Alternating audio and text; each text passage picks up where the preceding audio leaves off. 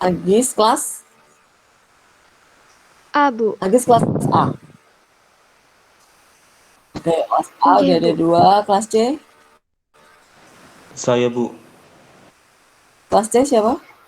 Dian, Dian. Bu. Satu lagi? Ya, satu lagi kelas C. Kelas C. Kalian persiapkan ya matriksnya, kemudian nanti share screen. Silahkan kalian share screen sendiri. Siapa lagi? Kelas C.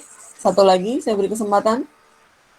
Jangan bilang kalau saya tidak memberi kesempatan ya. Silahkan.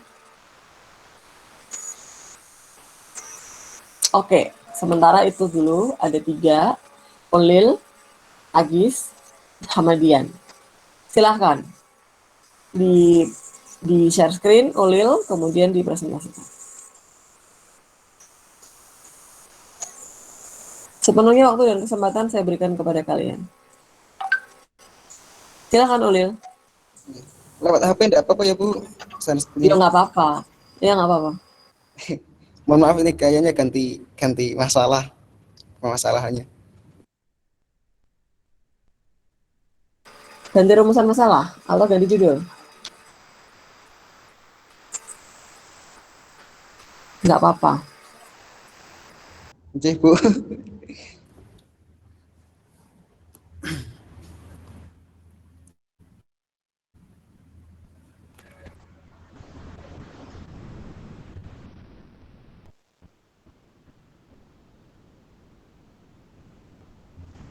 Apakah sudah terlihat, Bu? Sudah terlihat. Oh. Yeah. Assalamualaikum warahmatullahi wabarakatuh. Perkenankan saya untuk mendeskripsikan atau mempresentasikan tugas dari Ibu dosen membuat matrik ya. Bahwasanya ya harapan saya sih ini juga nanti bisa berlanjut karena mungkin beberapa masalah yang ini mungkin menurut saya sih sedikit lebih baik dari yang kemarin. Untuk yang pertama, untuk deskripsi objek penelitian, bahwa di dalam kitab Undang-Undang Hukum Acara Pidana kita itu tidak mengenal terkait pembantaran penahanan. Namun beberapa waktu lalu pembantaran pernah terjadi dengan berlandaskan surat edaran Mahkamah Agung nomor 1 tahun 1989, di mana sesuai tentang pembantaran itu tenggang waktu penahanan bagi terdakwa yang dirawat menginap di sakit di luar rumah tahanan negara atas izin instansi yang berwenang menahan. Sementara dalam peraturan Polri nomor 14 tahun 2012 tentang manajemen penyidikan tindak pidana, tata cara pembantaran penahanan diatur dalam pasal 50, pasal 51 dan pasal 52. Nah, skema nomor 1 tahun 1999 itu secara eksplisit menegaskan bahwa lamanya waktu ketika rawat inap di rumah sakit atau di luar rutan, tenggang waktu pembantaran tidak dihitung dalam pengurangan pidana yang dijatuhkan pengadilan. Padahal kita tahu bahwa di dalam KUHP sendiri, di dalam pasal 22, pembantaran tidak termasuk jenis penahanan. Selain itu, dalam lamanya waktu ketika rawat inap di rumah sakit atau di luar rutan, itu tenggang waktu pembantaran tidak dihitung dalam pengurangan pidana yang dijatuhkan pengadilan. Nah, di sini masa pembantaran tidak dihitung untuk mengurangi pidana yang dijatuhkan oleh pengadilan. Padahal, sehubungan dengan ketentuan pasal 22 ayat 4 KUHP mengatur tentang pengurangan pidana yang dijatuhkan oleh pengadilan. Oleh karenanya, penulis tertarik untuk meneliti lebih dalam. Hal ini akan menimbulkan pernyataan bahwa hal itu akan mencederai hak asasi manusia. Nah, untuk rumusan masalahnya, yang pertama, pembantaran penahanan. Yang kedua, bagaimanakah perbandingan aturan pembantaran sesuai SEMA nomor 1 tahun 1989 dan peraturan Kapolri nomor 14 tahun 2012 jika dibenturkan dengan Kitab Undang-Undang Hukum Acara Pidana. Nah, yang ketiga, bagaimanakah aturan pembantaran jika ditinjau dari perspektif hak asasi manusia. Nah, objek penelitian SEMA nomor 1 tahun 1989 dan Perkap nomor 14 tahun 2012. Nah, penelitian pendekatan berlakunya hukum, dikarenakan pada penelitian saya melihat hukum dari sisi filosofis, yuridis, dan sosiologis. Untuk teori kerangka pemikiran, saya menggunakan teori pembentukan peraturan perundang-undangan, kemudian teori utilitarisme dalam teori filsafat hukum, dan 3 teori hukum dan HAM. Untuk metode penelitian menggunakan yuridis normatif, dikarenakan pendekatan yang dilakukan berdasarkan aturan pembantaran penahanan dengan dikaitkan teori-teori yang mendukung maupun menolak aturan pembantaran penahanan yang dilakukan oleh penyelidik. Untuk perspektif penelitian adalah kualitatif. Mungkin itu Ibu dari proposal. Jangan di off kan dulu. Iya. Nah, oke. Langsung saya kaji satu persatu ya, boleh ya. Mohon teman-teman semuanya mendengarkan, karena apa yang saya sampaikan itu sebenarnya ini hanya sampel, tapi pada prinsipnya semuanya sama, gitu ya. Baik, Ulil mau meneliti tentang pembantaran penahanan, gitu ya. Pembantaran penahanan itu berarti seseorang yang sudah dinyatakan menjadi tersangka ya, Ulil ya. Iya, Bu. Seorang yang sudah dinyatakan menjadi tersangka dalam proses pemeriksaan yang harusnya dia ditahan tapi karena alasan kesehatan gitu ya. Kemudian pembantaran penahanan. Nah, Ulil menyatakan bahwa dalam putusannya tidak dikurangi masa pembantaran itu gitu. Apa gimana? Iya, Bu. Jadi di dalam putusannya itu memang hanya pembantaran yang tidak, kan di dalam KUHP kan ada 3 jenis penahanan tuh, pembantaran rutan, terus kota, dan juga rumah. Namun juga tidak ada juga sih penahanan itu pembantaran di dalam KUHP. Nah, semuanya itu dikurangi, namun di sini di dalam pembantaran tidak dikurangi. Nah, yang pertanyaan kan kenapa nggak dikurangi itu? Iya, paham saya. Oke, nah sekarang pertanyaannya adalah Ulil itu kalau saya lihat tadi menggunakan penelitiannya normatif ya, Ulil ya? Bu. Penelitianmu normatif. Tapi rumusan penelitianmu normatif. Oke, kamu menggunakan pendekatan apa? Berlakunya hukum. Pendekatan berlakunya hukum. Oke, kemudian gini, kalau kamu mau penelitianmu itu dalam rumah yuridis normatif, maka kamu harus meneliti tentang konteks kamu atau mengkritisi konteks pembantaran penahanan itu di dalam KUHP dan di dalam surat edaran Mahkamah Agung ya, tadi yang kamu bilang ya. Iya. Itu kontradiktif ya, nggak nyambung gitu kan ya. Iya, Bu. Nah, kalau kamu nggak bisa menggunakan pendekatan berlakunya hukum. Pendekatan implementasi hukum atau pendekatan berlakunya hukum itu pendekatan untuk non doktrinal. Oh, iya. Jadi kamu menggunakan pendekatan sinkronisasi undang-undang. Itu sempat bingung sih Bu sebenarnya, Bu. Iya, makanya kan kemarin saya sudah jelaskan. Iya, kemarin kan saya sudah jelaskan rumahnya kan masing-masing tuh. Rumahnya masing-masing ya, kamu ikuti saja yang ada di rumah normatif itu apa saja pendekatannya gitu. Pendekatan statute approach atau ya sama dengan pendekatan sinkronisasi undang-undang itu tadi. Jadi kamu mensinkronkan antara aturan SEMA dengan aturan yang di atasnya, yaitu dalam KUHP. KUHP kan posisinya sebagai lex generalis kan di situ. Yeah. Kemudian kamu mengaitkan dengan konsep HAM, gitu ya, Ulil ya? Iya, Bu. Artinya kamu nggak penelitian di lapangan. Kamu penelitian terhadap bahan-bahan hukum. Berarti sumber data yang kamu gunakan itu kamu tidak menggunakan data primer, kamu hanya menggunakan data sekunder dan menggunakan bahan hukum. Data sekunder itu kan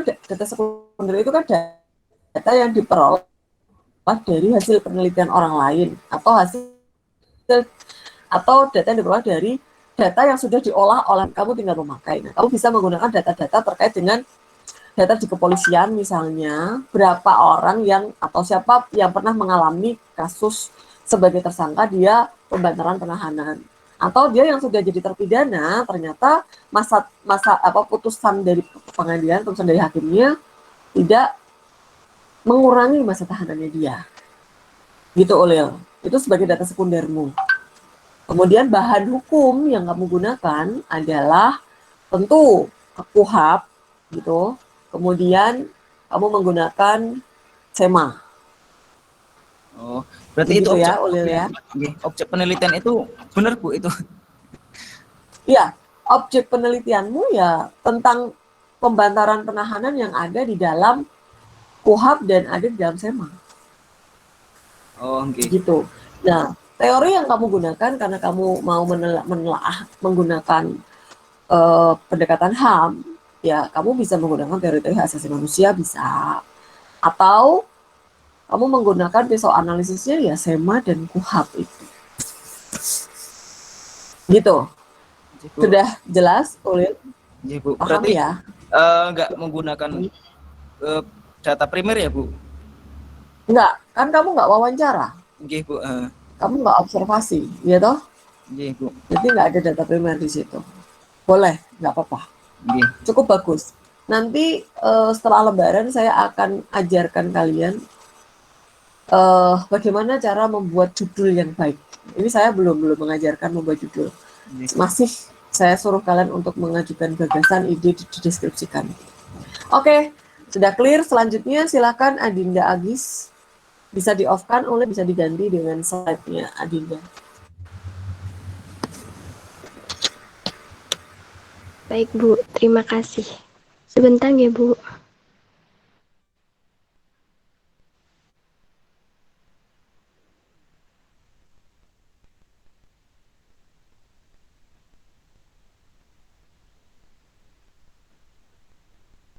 Apakah slide saya sudah bisa dilihat Bu? Sudah. Baik. Bismillahirrahmanirrahim. Di sini saya akan mempresentasikan tugas matrik dari saya. Deskripsi objek penelitian. Di masa pandemi kali ini, banyak sekali obat-obatan yang beredar secara luas di marketplace. Namun, ada beberapa yang menjual obat yang seharusnya menggunakan resep dokter, namun terjual dengan bebas. Hal ini dapat mengakibatkan dampak. Saya memilih rumusan masalah. Pertama, bagaimanakah penegakan hukum terhadap peredaran obat tanpa resep melalui marketplace?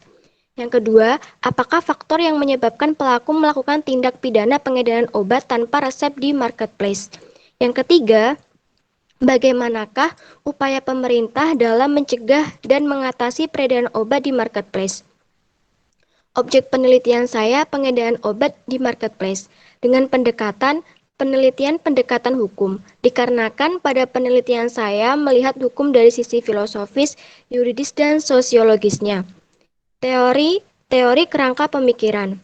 Yang pertama, teori kriminologi, kedua, teori penegakan hukum, ketiga, teori tindak pidana mengenai pengedaran obat.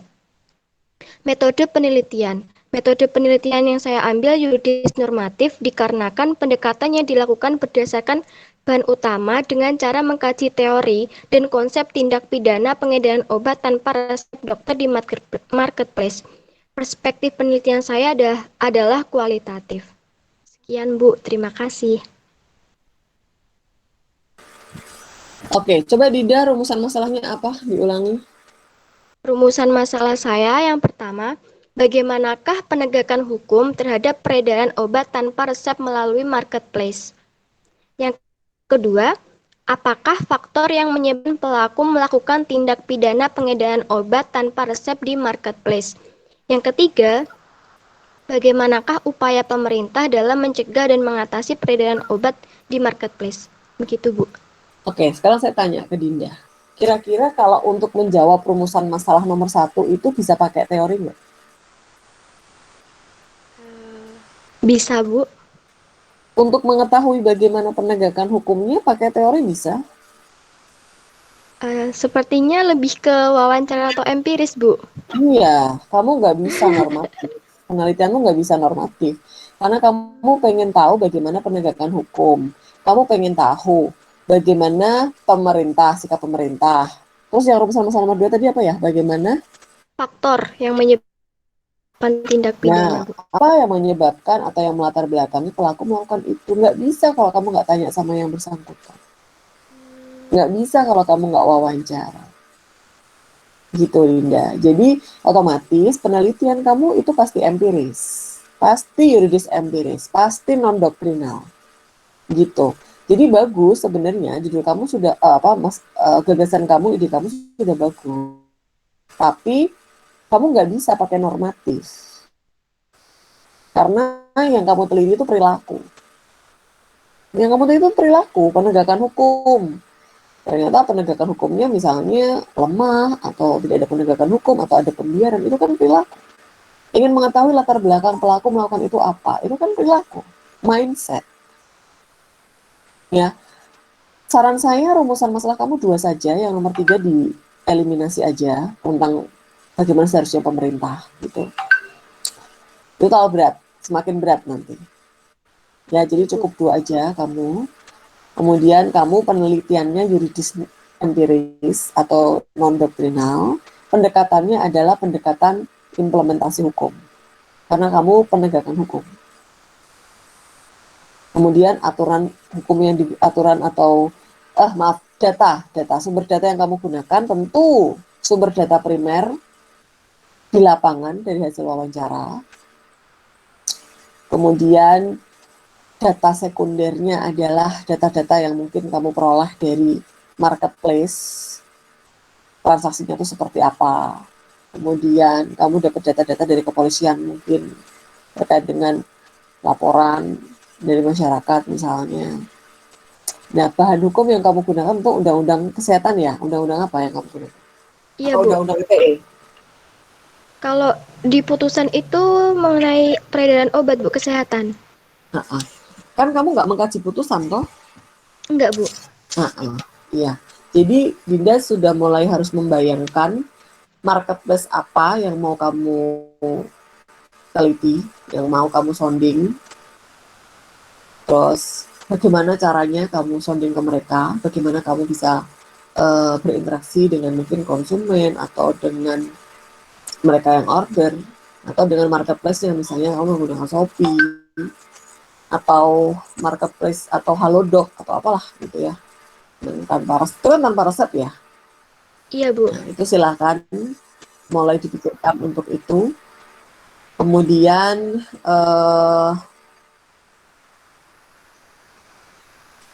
untuk apa namanya, pendekatan sudah, sumber data sudah, teknik pengumpulan datanya sudah, ya sudah clear berarti itu ya Dinda. Jadi nggak bisa kalau yuridis normatif ya, kalau Oke, kamu Bu. mempertahankan rumusan masalahmu seperti ini. Oke, baik, silahkan yang ketiga, Mas Dian. Iya, Bu.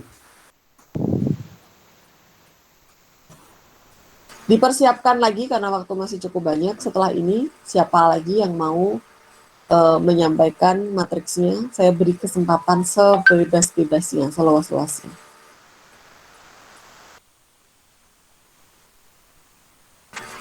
Silahkan Mas Dian. Apakah sudah terlihat, Bu? Mohon maaf.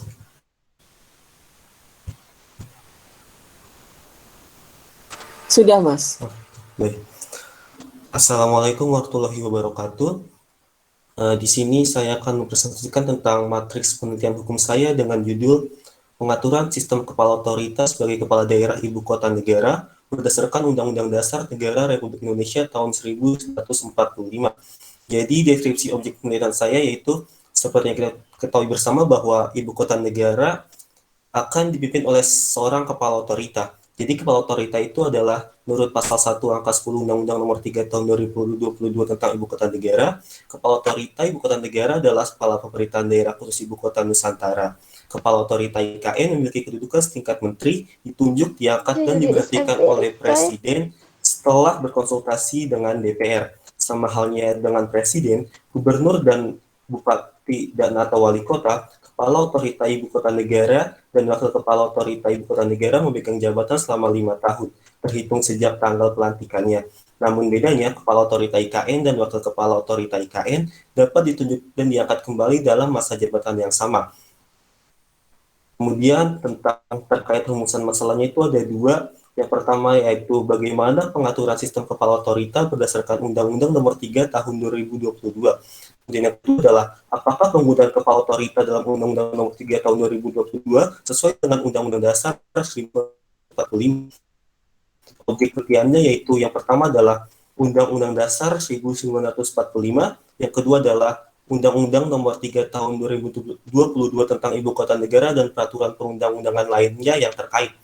Pendekatan yang digunakan yaitu penelitian terhadap taraf sinkronisasi vertikal dan horizontal, sinkronisasi peraturan perundang-undangan. Karena saya meneliti tentang apakah Undang-Undang Nomor 3 Tahun 2022 itu sinkron terhadap Undang-Undang Dasar 1945. Oleh karena saya memakai pendekatan penelitian taraf sinkronisasi. Kemudian teori yang digunakan adalah yang pertama adalah teori negara hukum, teori demokrasi, dan teori perundang-undangan. Metode penelitiannya yaitu doktrinal bersaranakan terutama logika deduksi untuk membangun sistem hukum positif, dan perspektif penelitiannya adalah perspektif penelitian yang digunakan yaitu penelitian deskriptif, pendekatan kualitatif, dan akan berfokus pada peraturan perundang-undangan. Sekian, terima kasih, Bu. Baik, saya bilang matriks penelitian, matriks urusan penelitian dari Dian sudah perfect ya, maksudnya sudah sempurna. Hanya saya udah oke dengan deskripsinya, saya sudah oke dengan rumusan masalahnya, hanya objek penelitian. Jadi yang jadi objek penelitian itu bukan undang-undang sebenarnya, tapi terkait dengan kepala otorita, begitu. Nah, pengaturan tentang kepala otorita IKN itu adanya di UUD 45 gitu. Jadi sebenarnya objek penelitian itu sama dengan fokus studi ya. Kalau ditanya ketika kalian ujian monokosa, sebenarnya tuh fokus studi apa? Sebenarnya mau diteliti itu apa? Kan bukan undang-undang sebenarnya mau diteliti. Yang mau diteliti adalah tentang pengaturan pengaturan tentang kepala otorita di IKN gitu. Nah, pengaturan ini sesuai enggak dengan sinkronisasi peraturan yang di atasnya? Sinkron enggak? Kan itu, Dian. Sebenarnya yang kamu tahu itu bukan ujian 45 kan? Enggak, Bu. Dian bisa reply. Yang kamu tahu itu sebenarnya bukan ujian 45. Kalau kata-kata objek penelitianmu adalah ujian 45, maka semua yang di ujian 45 itu yang kamu teliti. Ya kan? Jadi kalian harus mulai sudah paham bahwa objek penelitian itu sebenarnya variabel dalam penelitian atau fokus studi. Fokus dalam penelitian ini apa? Ya, kayak Adinda tadi. Berarti Adinda tadi fokus penelitiannya adalah tentang peredaran atau penjualan obat tanpa resep melalui marketplace. Itu yang mau diteliti. Kayak Ulil tadi, objek penelitian atau fokus studinya adalah tentang apa? Tentang pembantaran penahanan, kan gitu. Nah, Dian Mahdianto apa? Tentang pengaturan kepala otorita IKN gitu. Nah, jadi harus paham tentang objek penelitiannya. Jadi nanti fokusnya di situ karena objek penelitian itu berhubungan dengan rumusan masalah gitu, yang ingin diselesaikan. Gitu. Pendekatannya sudah oke, udah benar. Teori mungkin nanti bisa dielaborasi lagi karena teori itu masih bisa berubah-ubah ya. Sepanjang perjalanan penelitian nanti temuan-temuan di lapangan seperti apa itu masih bisa dielaborasi lebih lagi. Mungkin saya tambahkan, bukan saya tambahkan ya, saya sarankan gitu untuk teorinya kamu bisa menggunakan tentang teori-teori yang berkaitan dengan sistem pemerintahan. Karena kalau teori negara bisa, tapi terlalu jauh menurut saya. Kemudian teori negara hukum terlalu jauh menurut saya. Kemudian teori demokrasi juga terlalu jauh menurut saya. Teori perundang-undangan oke.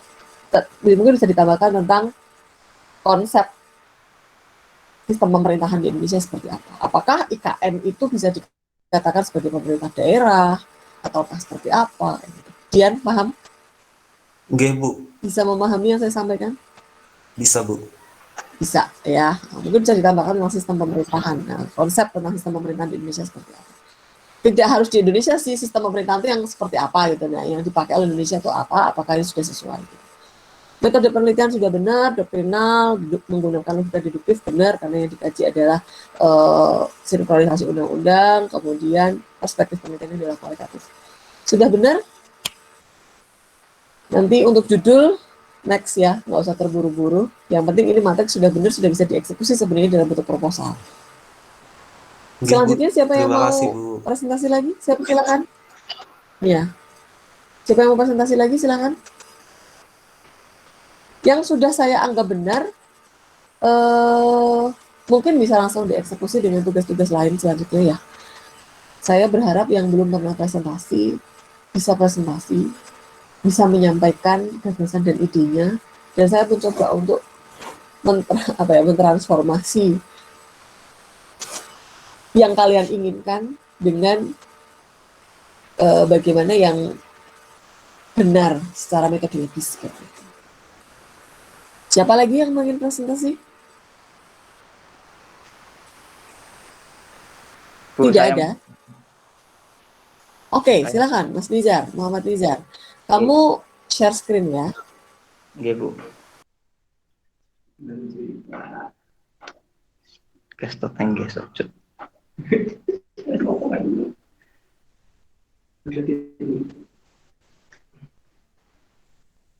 Kelihatan belum, Bang? Yang kelihatan belum? Bagi layar. Apakah sudah kelihatan? Belum. Oh, Oke. Sudah Mas. Bismillahirrahmanirrahim. Yang pertama punya aku mengenai deskripsi objek penelitian tentang KIP, yaitu KIP merupakan kartu yang ditunjuk bagi keluarga miskin dan rentan miskin yang ingin menyekolahkan anaknya yang berusia 7-18 tahun secara gratis. Penyaluran kartu Indonesia Pintar yang merupakan program Jokowi JK masih ditemui masalah. Salah satunya adalah penyaluran yang tidak rata di desa Purworejo Bonang Demak yang tercatat sebagai salah satu desa yang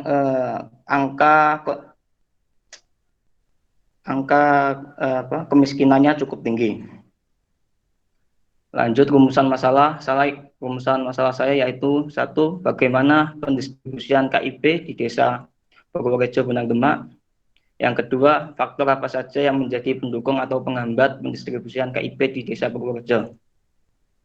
Objek penelitian yaitu Undang-Undang Nomor 20 Tahun 2003 tentang Pendidikan Nasional, PP Nomor 14 Tahun 2015 tentang Kemendikbud, Instruksi Presiden Nomor 7 Tahun 2014 tentang pelaksanaan program Simpan Keluarga Sejahtera, Program Indonesia Pintar, dan Program Indonesia Sehat untuk membangun keluarga produktif. Pendekatan penelitian yaitu menggunakan pendekatan sosiologi hukum, teorinya menggunakan teori norma hukum. Metode penelitiannya menggunakan pendekatan kualitatif dengan metode deskriptif, karena dengan maksud untuk mendeskripsikan keterangan tentang data yang dari lapangan. Perspektif penelitian yaitu menggunakan pendekatan kualitatif.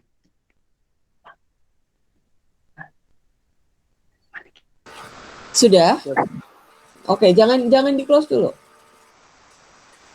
Jangan di-close dulu. Oke.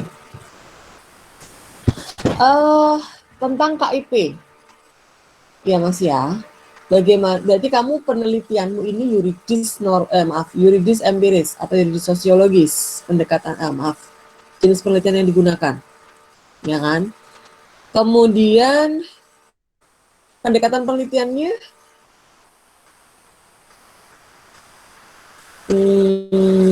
sebentar. Bagaimana pendistribusian KIP di desa Purworejo, Bonang Demak? Kamu asli Demak? Mas Nizar? Ruangan dingin, semua. Ya Bu, iya Bu. Mas Rizal asli Demak, tinggal di Demak, tinggal di Bonang, Nggih, tinggal Bu. di Purworejo itu. Oke. Kemudian saya sih clear ya tentang rumusan masalahnya boleh gitu ya. Kemudian objek penelitiannya kan tentang KIP. Objek penelitiannya tentang KIP-nya Mas, tentang pendistribusian KIP.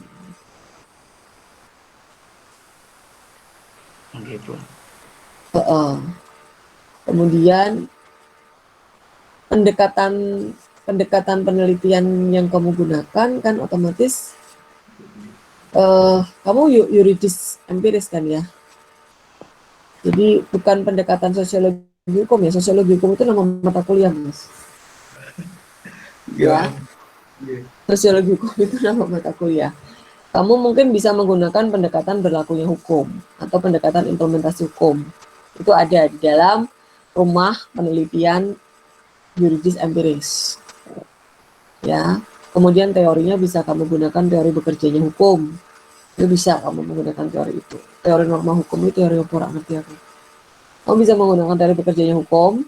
Kemudian metode penelitian yang kamu gunakan, berarti kan kamu sumber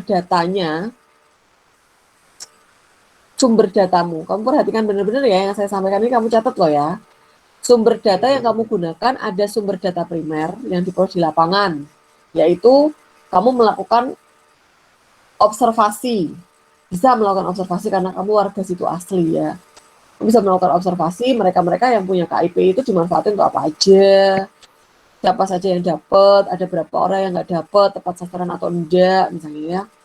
Kemudian bisa dengan wawancara dengan aparat desa, bisa dengan kecamatan atau bahkan bisa dengan dinas pendidikan di Kabupaten Demak.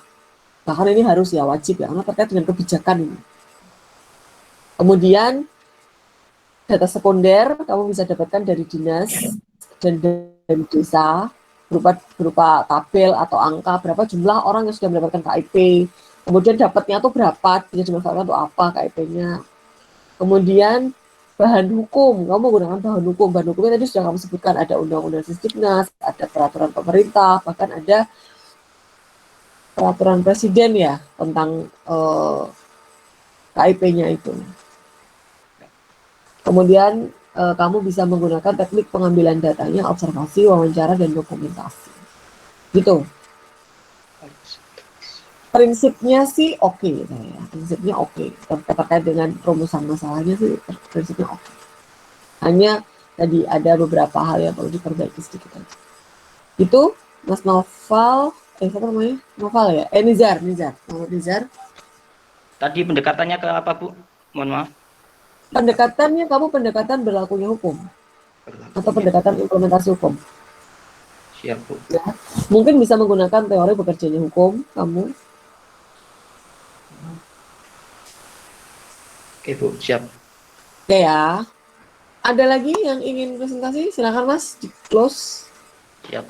Saya mungkin Bu. Silakan Mbak Khairunisa. Bisa di share screen.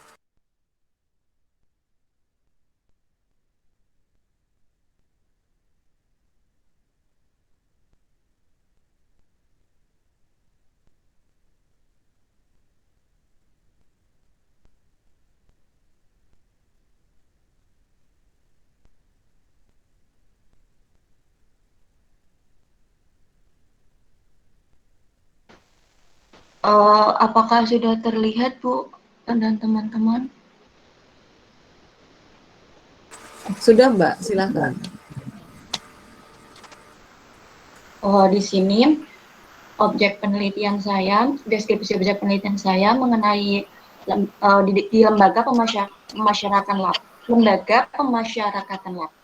atau lembaga pemasyarakatan atau lapas.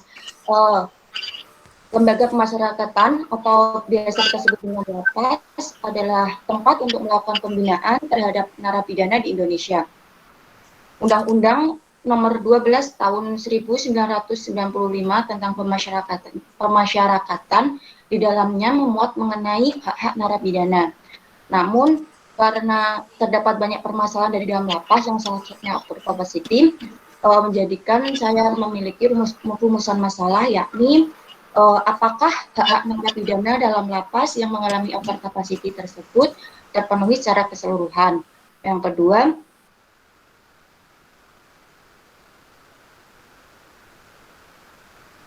dana berjalan semestinya. Objek penelitian saya yakni pemenuhan hak-hak narapidana. Pendekatan yang digunakan yakni menggunakan penelitian non-doktrinal, yakni penelitian efektivitas hukum. Teori yang digunakan adalah teori kerangka pemikiran. Metode penelitian yang digunakan adalah metode penelitian non-doktrinal, dan perspektif penelitiannya yaitu kualitatif yang diperoleh dari pengamatan, wawancara, observasi, dan peraturan perundang-undangan. Oke, jangan di close dulu, Mbak. Baik, Bu. Kamu mau meneliti tentang hak-hak narapidana yang menjadi terpidana di lapas. Yang lapasnya over capacity gitu ya. Oke, kamu sudah membaca dan kamu penelitian di mana? Lapas mana? Nah, kamu mikir nih, karena membaca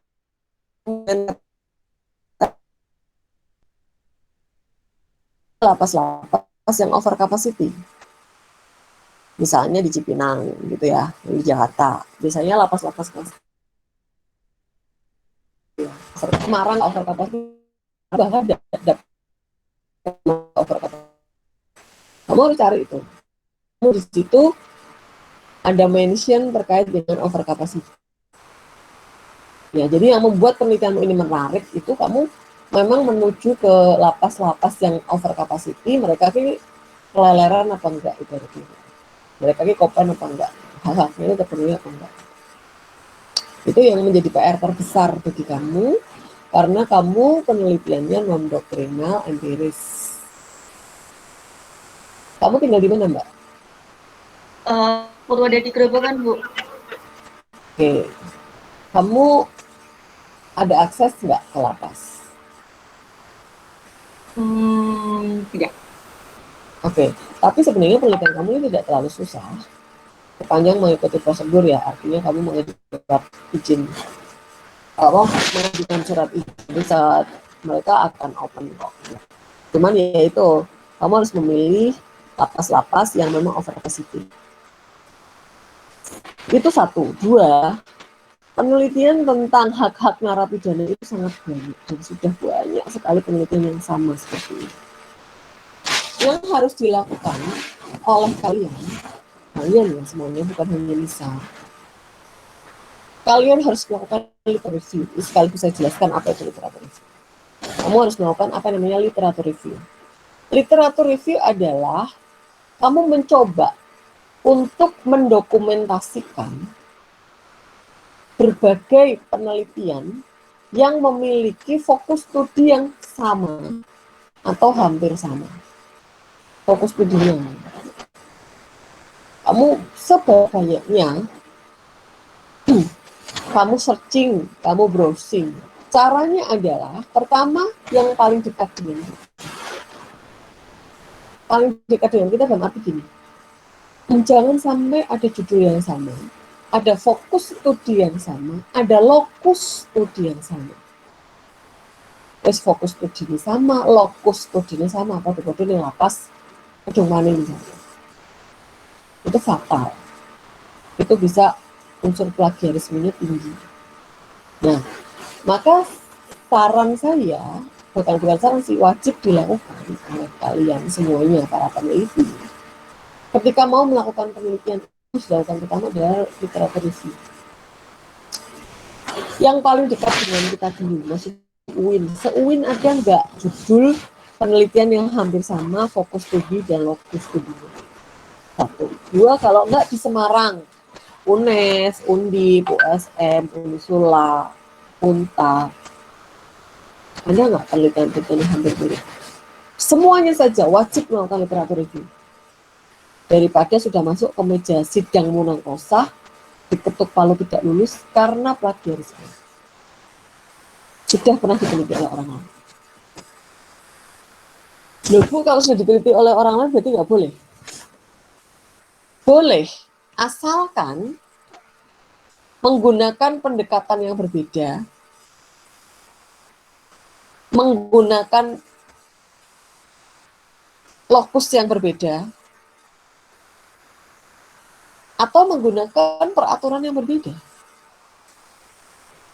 Gitu. Sama-sama tentang hak-hak narapidana, tapi perspektifnya kualitatif dan kuantitatif itu saja sudah beda. Pendekatannya yang satu menggunakan yuridis normatif, yang satu menggunakan yuridis sosiologis sudah beda. Gitu. Nah, maka kamu harus melakukan literatur review. Nah, yang di review apa? Yang di review ya isinya. Isi dari skripsi-skripsi terdahulu yang sudah pernah ada, bukan hanya skripsi ya. Bisa jadi tesis, disertasi, atau penelitian lain. Penelitian dosen, penelitian hibah, penelitian kan macam-macam. Itu yang harus kalian lakukan. Setelah kalian bisa mengkaji atau mereview tentang isi dan substansinya, termasuk metode yang digunakan, maka kamu bisa membedakan dengan skripsimu itu apa bedanya. Dengan penelitian yang kamu angkat itu bedanya apa. Oh, bedanya dalam rumusan masalahnya begini. Otomatis kalau rumusan masalah kan yang dikaji beda. Oh, yang berbeda pendekatan yang digunakan. Oh, yang berbeda adalah lokus penelitian. Harus bisa dibedakan dan harus ada bedanya.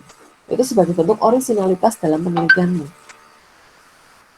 Karena skripsi adalah karyamu. Skripsi adalah hasil pemikiranmu yang benar-benar harus orisinal.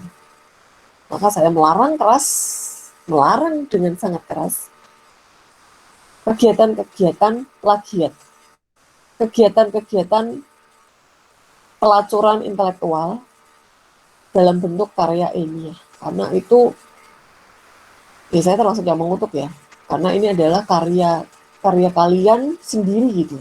Ya harus kalian bangga bahwa ini hasil pemikiran saya. Gitu ya. Apalagi sampai dibuatkan melalui biro-biro jasa pembuatan skripsi yang berbayar. Ketahuan langsung dijamin diskualifikasi tidak lulus. Bahkan kalian sudah punya gelar sarjana hukum, sekalipun kalau ada pemilik skripsi yang sudah lebih dulu dari kalian dan mengklaim bahwa skripsi kalian ini sama persis dengan skripsinya dia, bisa dicabut gelar sarjana hukum. Ya, makanya jangan main-main. Yang harus dilakukan pertama adalah literatur review. Gitu. Nah, makanya saya mau Mbak Nisa dan yang lain. Gitu, kebetulan saya menemukan di Nisa gitu ya, jadi saya ingat tentang literatur review. Silahkan lakukan literatur review dulu, penelusuran literatur. Ya, kemudian kalian review, oh ternyata beda. Yang saya teliti ini bisa jadi belum diteliti, bisa jadi ini adalah kelanjutan dari penelitian sebelumnya, bisa jadi ini adalah pendalaman dari penelitian sebelumnya, bisa saja boleh. Bukan berarti tidak boleh. Boleh. Bisa saja ini menggunakan perspektif yang berbeda. Kamu pengen tahu yang namanya Bu Novita itu seperti apa. Kamu lihat dari depannya seperti ini, dari belakangnya belum tentu begitu. Ya, dari luarnya begitu, dalamnya belum tentu seperti itu kan gitu. Artinya dari angle yang berbeda bisa tampak hasil yang tidak sama. Ya itu. Maka penting hukumnya bagi kalian untuk melakukan literatur review. Dan itu ada proposal. Salah satu sub di dalam proposal itu ada namanya literatur review. Gitu. Ya Mbak Nisa ya. Coba kamu cari, kamu browse, kamu searching penelitian-penelitian tentang hak-hak narapidana di lapas. Itu apa saja? Ada nggak yang sama dengan penelitianmu? Nah, kalau ada yang sama, kamu harus mencari perbedaan. Gitu. Begitu, Nisa? Baik.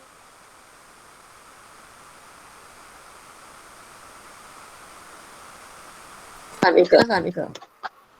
Baik, terdengar, Bu. Mbak Maafkan ya, gantian.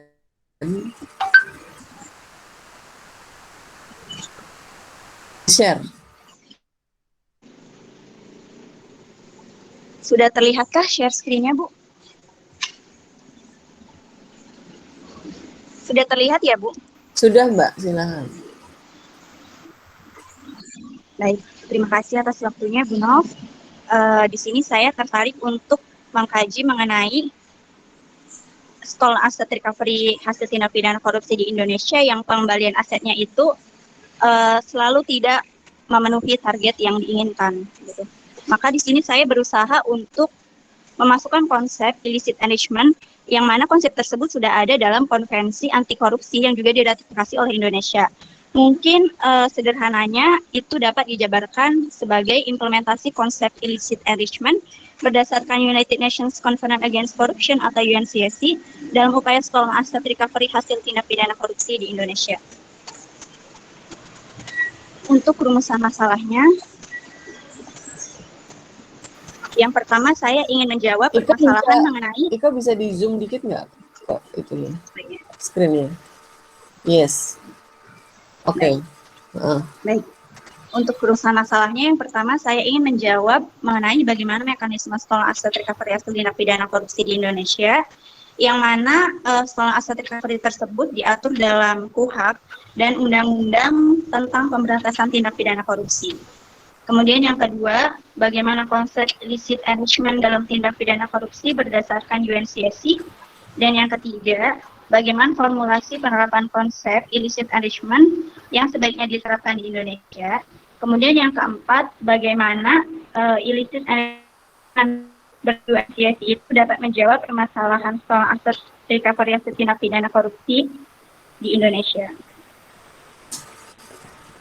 Berdasarkan masalah tersebut, maka objek penelitian ini terdiri bahan hukum. Yang pertama, saya ingin mengkaji mengenai KUHP dan juga Undang-Undang tentang Tindak Pidana Korupsi. Kemudian juga United Nations Covenant Against Corruption atau UNCSC 2003. Kemudian untuk bahan hukum sekundernya mungkin akan dihasilkan dari hasil penelitian terkait.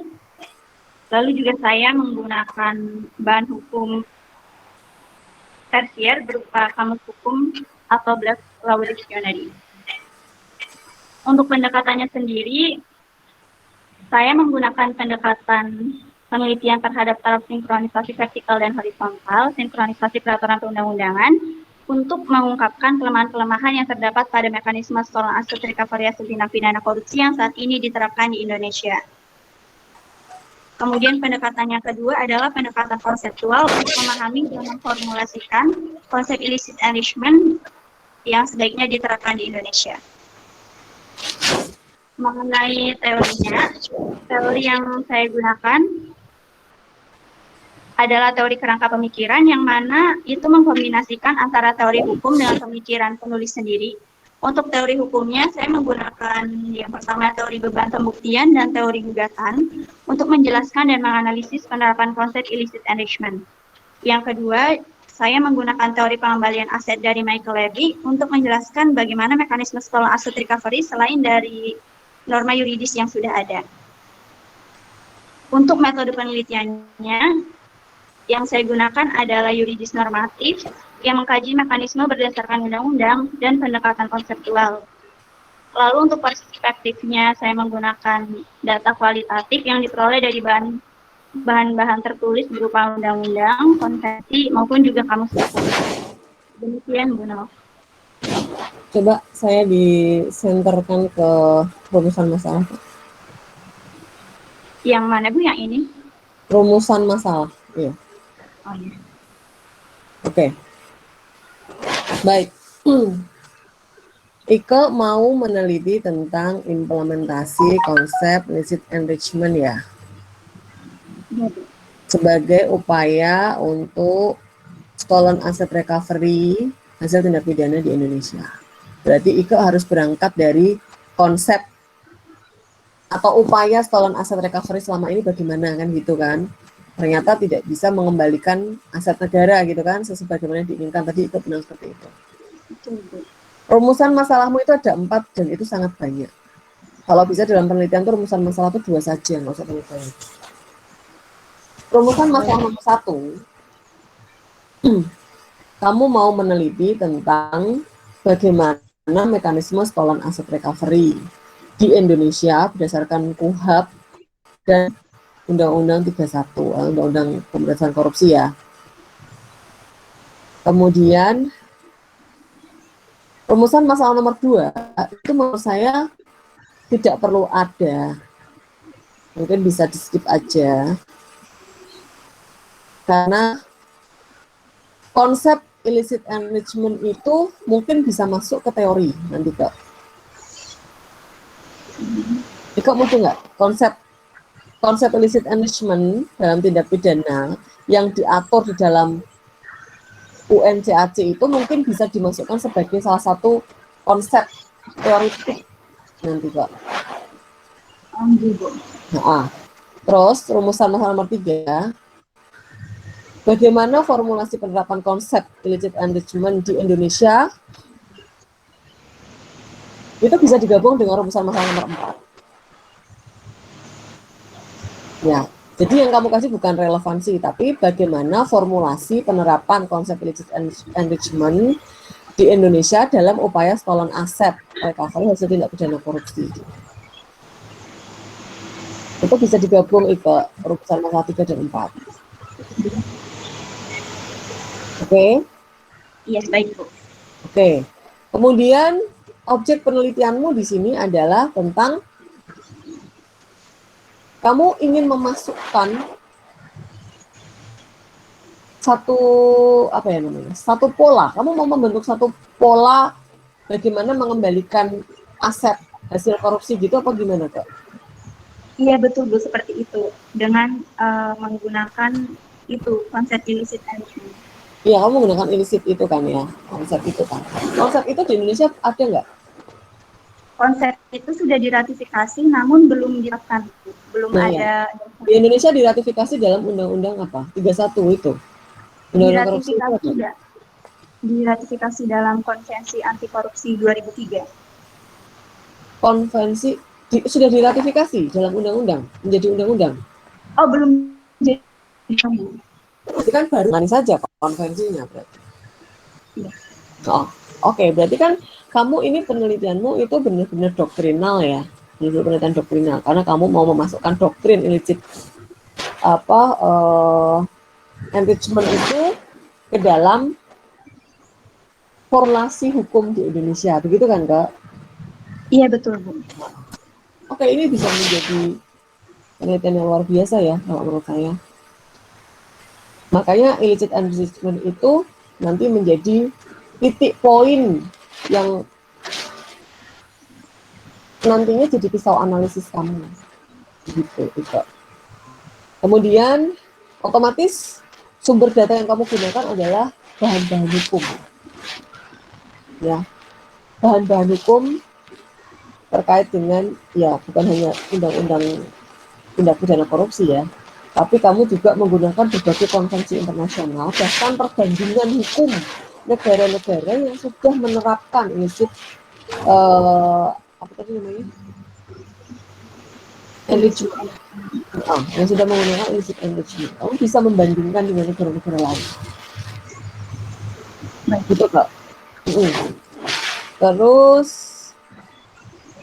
ya normatif, kamu menggunakan pendekatan filsafat hukum, itu kamu bisa menggunakan pendekatan filsafat hukum, atau kamu menggunakan pendekatan apa ini? Pendekatan statute approach ya, kamu menggunakan peraturan perundang-undangan ya? Iya Bu, untuk menemukan kelemahan dalam stolen asset recovery yang sekarang berlaku. Iya, untuk menemukan atau mengkritik, kamu melakukan kritik terhadap undang-undang pemberantasan tindak pidana korupsi dan gitu terkait dengan stolen asset recovery-nya. Oke, sudah bagus menurut saya. Nanti tinggal dilakukan tinggal dirumuskan dalam bentuk judul yang ciamik. Menurut saya rumusan masalahnya cukup 2 saja ketiga. Yang nomor 2 di skip, nanti masuk ke dalam teori di bab 2 nanti kalau sudah masuk ke skripsi. Kemudian rumusan masalah nomor 3 dan 4 bisa disambung terkait dengan bagaimana kamu mau melakukan reformulasi. Ini kalau kamu nanti melanjutkan ke S2 bahkan S3 bisa dilanjutkan ini. Bagus ini menurut saya. Oke. Terima Jadi itu kasih. Oke. satu lagi, silahkan. Mau presentasi, saya beri kesempatan satu. Saya, Bu. Faris. Silahkan, Faris. Bener kan ya, Faris ya? Faris Almadeni ya tadi kayaknya yang mau presentasi, Faris? Iya, Oke, iya, silahkan, iya. Faris.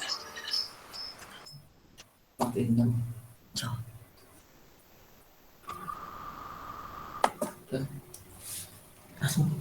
Jadi belum kelihatan, Cok. Udah kelihatan. Udah. Apa udah kelihatan, Bu? Sudah. Udah. Assalamualaikum warahmatullahi wabarakatuh.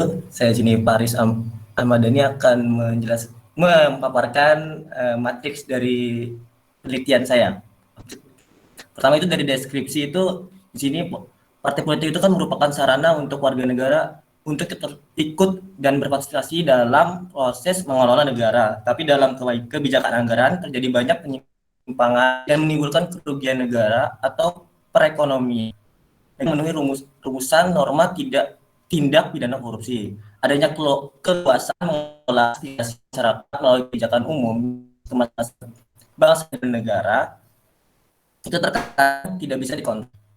Jadi saya menentukan masalah bagaimana tanggung jawab dari partai politik terhadap tindak pidana korupsi yang dilakukan pengurus atau anggotanya. Lalu, apakah pembebanan tanggung jawab perdata atau pidana akibat tindak pidana korupsi yang dilakukan pengurus atau anggotanya? Dari objek penelitian, bahan-bahan hukum seperti yang pertama dari primernya itu meliputi Undang-Undang Nomor 8 Tahun 2010 tentang pencegahan dan pemberantasan tindak pidana pencucian uang. Lalu ada Undang-Undang Nomor 2 Tahun 2008 tentang partai politik, junto Undang-Undang Nomor 2 Tahun 2011 tentang perubahan atas Undang-Undang Nomor 2 Tahun 2008 tentang partai politik. Lalu dari bahan hukum sekundernya seperti buku-buku teks dan jurnal terkait isu hukum, dan bahan hukum tersiernya seperti KBBI.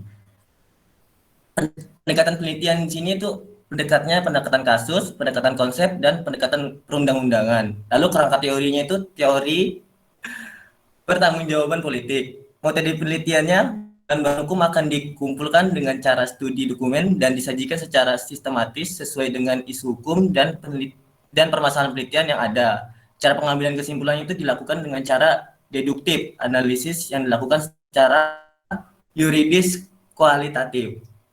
Perspektif penelitiannya itu di sini adalah hukum progresif. Sudah, Bu? Baik, jangan di close dulu. Kamu mau meneliti tentang bagaimana pertanggungjawaban partai politik dalam tindak pidana korupsi yang dilakukan oleh pengurus atau anggotanya. Korupsinya, tapi korupsi terhadap apa nih? Terhadap anggaran partai. Uang negara. Korupsi terhadap uang negara. Enggak, ya uang negara, tapi uang negara yang untuk partai atau yang kayak gimana? Enggak, untuk partai. Iya. Pertanggungjawaban partai politik. Bukan, Bu. Maksud saya itu pertanggungjawaban partai politik. Anggotanya melakukan korupsi, dia tuh itu menjabat gitu, Bu. Sebentar, saya angkat telepon dulu.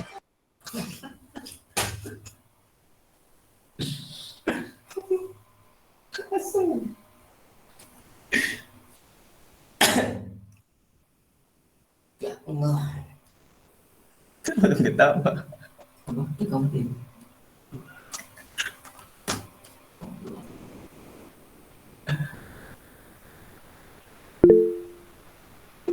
Semangat, Faris. Semangat, Faris. Semangat cowok anjing. Boleh bisa sama tahu ya. Boleh bisa sama tahu kan. Kayak gitu aja.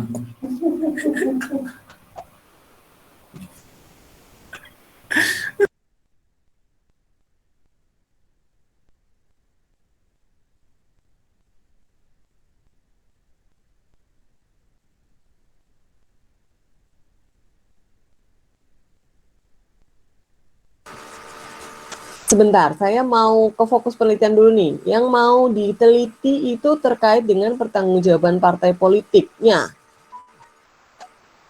Apa gimana, Faris?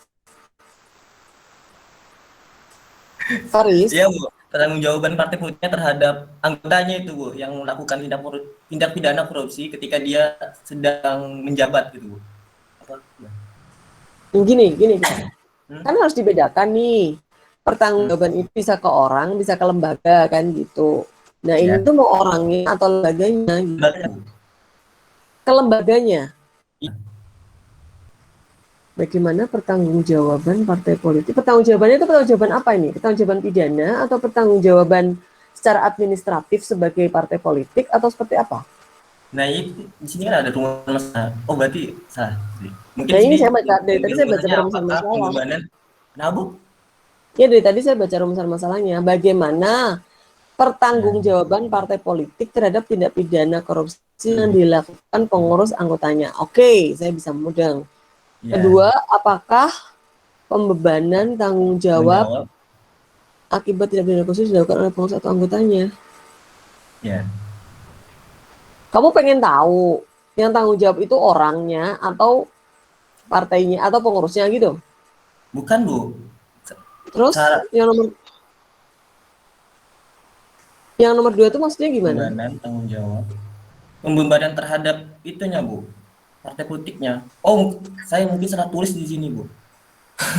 Coba jelaskan. Yang nomor 2 itu maksudnya gimana? Nomor 2 itu di sini maksud saya itu kayak pembebanan apa yang didapatkan partai politik itu terhadap anggotanya yang melakukan tindak pidana korupsi, Bu.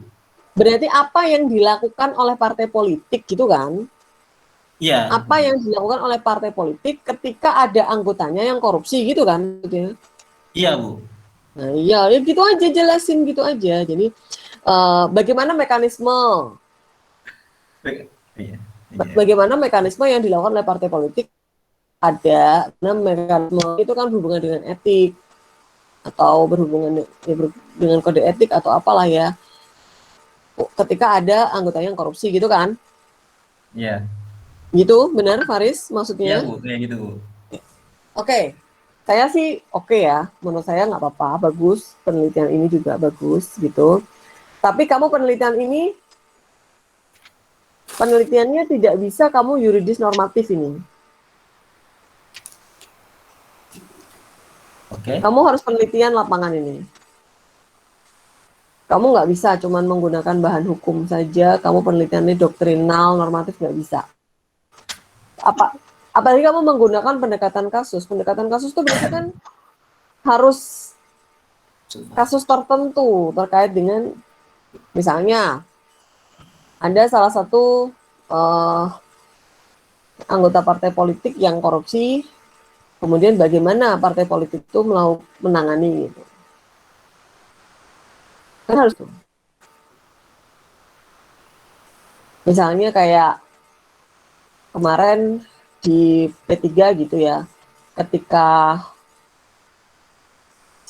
Roma Hormuzi ketahuan korupsi gitu kan, bagaimana kemudian P3 itu melakukan upaya untuk sebagai partai politik itu bisa memberikan sanksi misalnya kepada ketua P3-nya yang jelas sudah korupsi gitu.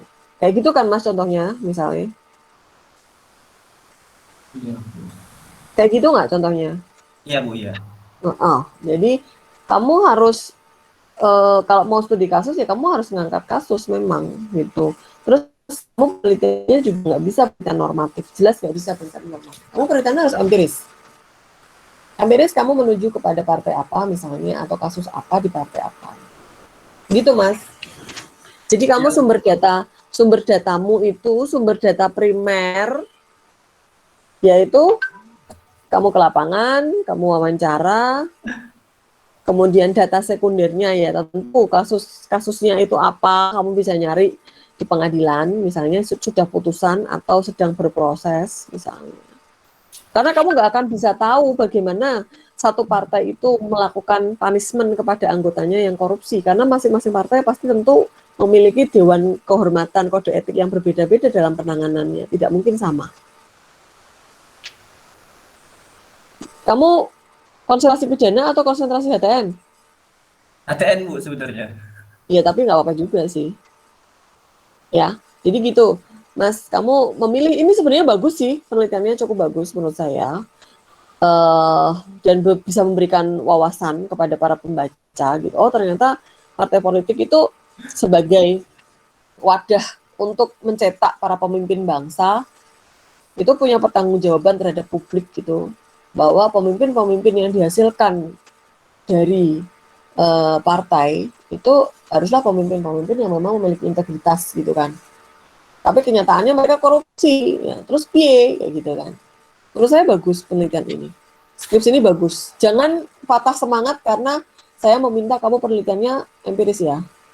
Kamu semangat aja, coba kamu melakukan pendekatan, approach kepada beberapa partai, atau kamu memilih misalnya kasus apa di partai apa, kamu approach ke partai tersebut gitu. Gitu ya Mas Faris ya. Ya Bu. Terima kasih Bu. Oke. Baik, saya close untuk presentasi. Saya memberikan tugas kepada kalian semuanya. Matriks ini kan sudah kalian buat.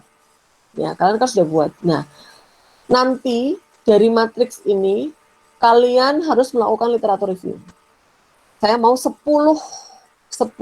literatur yang kamu review. 10 itu bisa skripsi, bisa tesis, bisa disertasi, bisa penelitian dosen, bisa karya penelitian hibah, karya penelitian mahasiswa dengan dosen, atau karya penelitian apapun. Tapi yang jelas harus based on research. Saya nggak mau hanya tulisan-tulisan lepas, tanpa hasil penelitian. Ya, gitu. Jadi saya minta tolong, nanti matriks ini dijadikan, itu kan matriks sudah ada. Halaman berikut dari matriks, itu tinggal ditambahkan saja review penelitian terdahulu atau literatur review. Isinya adalah literatur review itu 10 karya penelitian orang lain. Nah, dari 10 karya itu apa yang harus kalian review? 1, ya, tolong dicatat dengan baik. Yang harus kalian review adalah 1. Kalian harus tahu itu skripsi dari kampus mana, namanya siapa, judulnya apa, tahun berapa. Ya. Skripsi dari kampus mana, siapa penulisnya, judulnya apa, tahun berapa. 2, isinya apa, tentu disimpulan aja ya, nggak usah banyak-banyak gitu. Isi dari penelitian itu apa? Ya, kalau bicara isi tentu bicara rumusan masalah dan analisisnya kan gitu. Kemudian metode penelitian yang digunakan apa? Yang ketiga, bedakan dengan skripsimu atau bedakan dengan penelitian yang mau kamu tulis. Jadi setiap komponen ada 3 yang direview, atau setiap penelitian yang kamu sajikan ada 3 yang direview. Bukan ada 3 yang direview, ada 3 komponen review. 1, identitas harus jelas dari tulisan itu, dan harus di footnote-kan atau kalian lampirkan link dari skripsinya, sehingga saya bisa ngecek.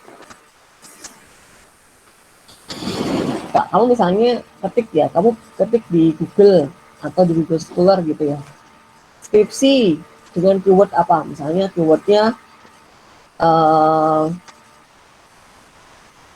stolen asset recovery misalnya, munculnya apa, Tapi saya kasih tahu yang terdekat dulu. Yang terdekat dulu gitu. Semarang, Jawa Tengah gitu. Jangan yang terlalu jauh. Kecuali kalau Semarang nggak ada gitu. Kemudian itu identitas harus jelas, identitas skripsinya harus jelas. Kemudian di footnote-nya kasih link. Jadi saya bisa tinggal klik dan saya bisa buka. Kemudian yang kedua, kalian harus mereview isinya. Isinya itu tentu rumusan masalah dan pembahasannya. Plus metodologi, metode. Yang ketiga, bedakan dengan skripsimu. Sudah itu saja. Saya minta ada 10 literatur yang harus kalian review. Paham ya?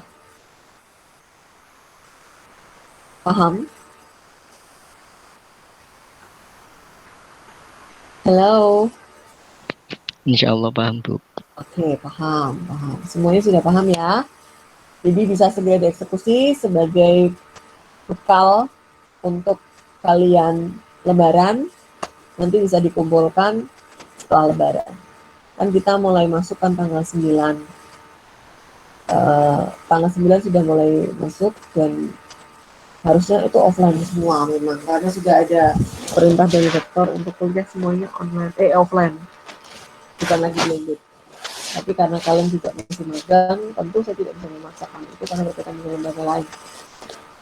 Jadi nanti setelah tanggal 9 itu bisa mulai kalian kumpulkan. Gitu ya. Begitu saja. Ada yang ingin ditanyakan lagi nggak? Silahkan yang ingin ditanyakan. Ada kesempatan. Bu, saya mau bertanya, Bu. Silahkan. Bu, tapi pertanyaannya agak kembali lagi yang ke dulu-dulu ya, Bu ya. Karena agak nggak mudah ini mengenai pendekatannya. Jadi kan yang dikasih tahu oleh Bu Nov, pendekatan-pendekatan yang ada di di PowerPoint-nya Bu Nov itu kan kalau nggak salah dari pendapatnya Prof. Suryono Sukanto ya, Bu ya. Tapi kan yang biasanya kita tahu itu saya pernah baca-baca juga pendekatan-pendekatan yang khususnya buat normatif itu kan dari contohnya pendekatan perundang-undangan, konseptual, terus historis dan lain sebagainya kan, Bu. Tapi kalau yang di Suryono Sukanto itu kan ada inventarisasi hukum, asas-asas hukum, finis dan sistematika. Nah, itu yang hal-hal yang baru yang belum saya pahami. Terus saya juga cari-cari bukunya itu juga susah. Terus nyari di di Google itu juga penjelasan-penjelasan mengenai itu juga bingung. Terus baca punyanya Bu Nov juga agak bingung juga gitu. Jadi saya cuma mau dijelasin tentang sistematika hukum aja, Bu. Pendekatan sistematika hukum. Ya, yang agak bingungin buat saya itu di situ, Bu. Ya. Sebentar. Satu, Bu, sekalian. Di dalam metode penelitian itu kan juga yang dijelasin oleh Bu Nov itu kan normatif sama empiris. Tetapi saya juga pernah membaca itu ada gabungan antara normatif sama empiris, yaitu jadi normatif empiris gitu. Oke. Saya jelaskan.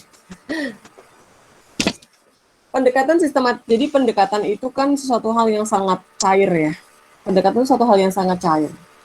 Dan itu sangat bisa banget berbeda-beda dan dilengkapi, saling melengkapi maksud saya.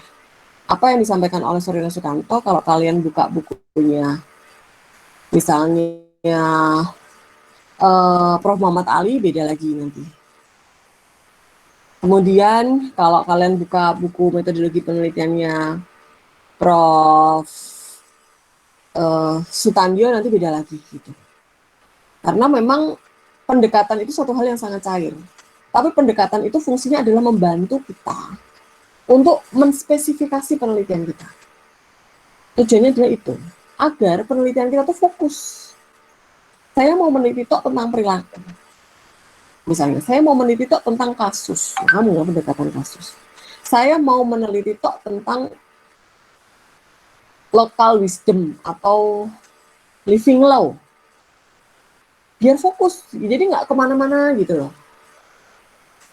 Fungsi dari pendekatan penelitian adalah itu satu. Yang kedua adalah dengan dengan pendekatan penelitian itu, penelitian kita itu menjadi punya karakter yang kuat. Kalau pendekatan penelitiannya itu pendekatan asas-asas hukum gitu, berarti pasti kajian penelitian itu sangat filosofis. Karakternya tuh sudah bisa dilihat gitu.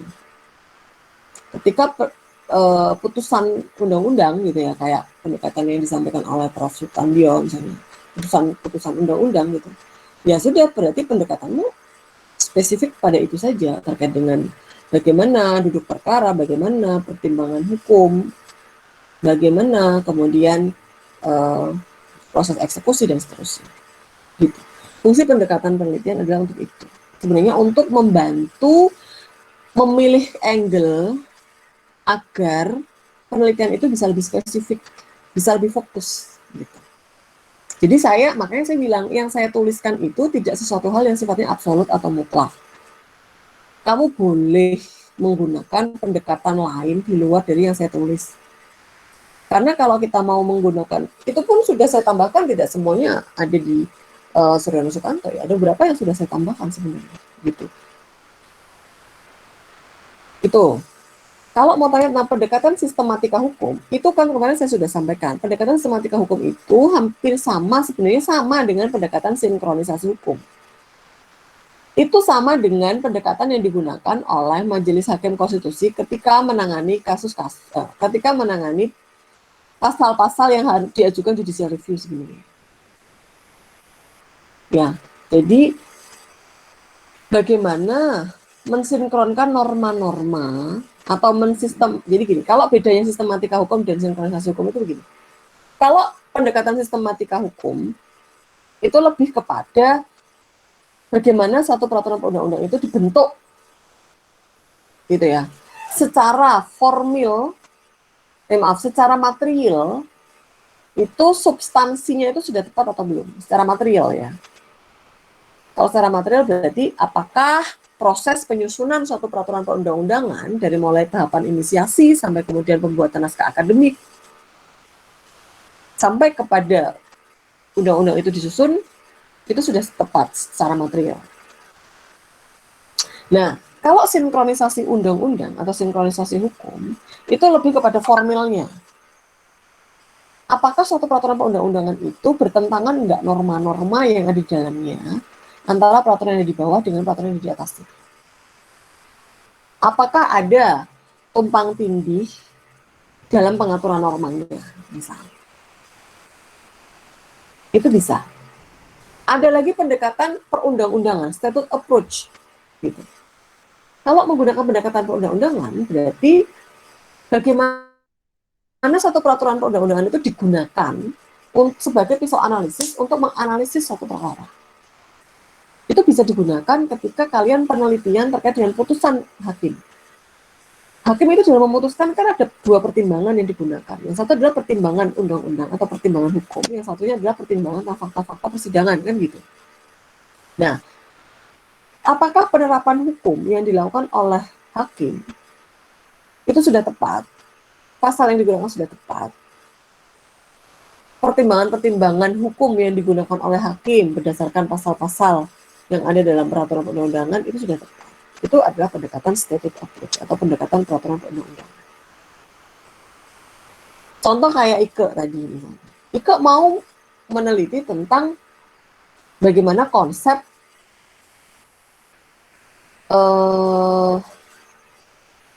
stolen asset recovery. Konsep itu sudah ada dalam undang-undang. Tapi Ike mau melakukan kritik terhadap itu. Dia bisa menggunakan statute approach. Dia bisa menggunakan pendekatan konsep. Ya. Itu contohnya. Jadi, memang kalau penelitian itu doktrinal atau rumahnya adalah penelitian hukum normatif, gitu, maka dia memang hampir mirip-mirip berkaitan dengan konteks doktrin atau norma. Kalau kalian ditanyain, sering banget mahasiswa kalau munakosah ditanyain, penelitianmu apa? Normatif. Emang penelitian normatif itu apa? Penelitian kepustakaan itu salah besar. Banyak mahasiswa memahami penelitian normatif adalah penelitian kepustakaan atau penelitian literer, salah besar.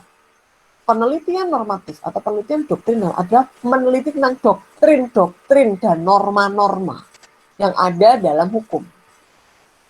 Entah doktrin itu berangkat dari suatu teori, filsafat, madhab, pendapat ahli hukum, ataukah doktrin itu memang bisa jadi dari ayat-ayat Al-Quran, norma-norma yang ada di masyarakat. Itu penelitian doktrinal. Jadi kalau yang mengatakan penelitian doktrinal atau penelitian normatif adalah penelitian literer atau penelitian kepustakaan, salah besar. Pasti akan saya katakan salah.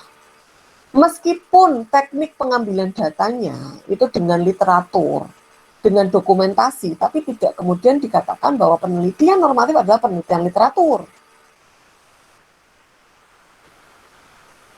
Paham ya di sini? Teknik pengambilan datanya memang dokumentasi.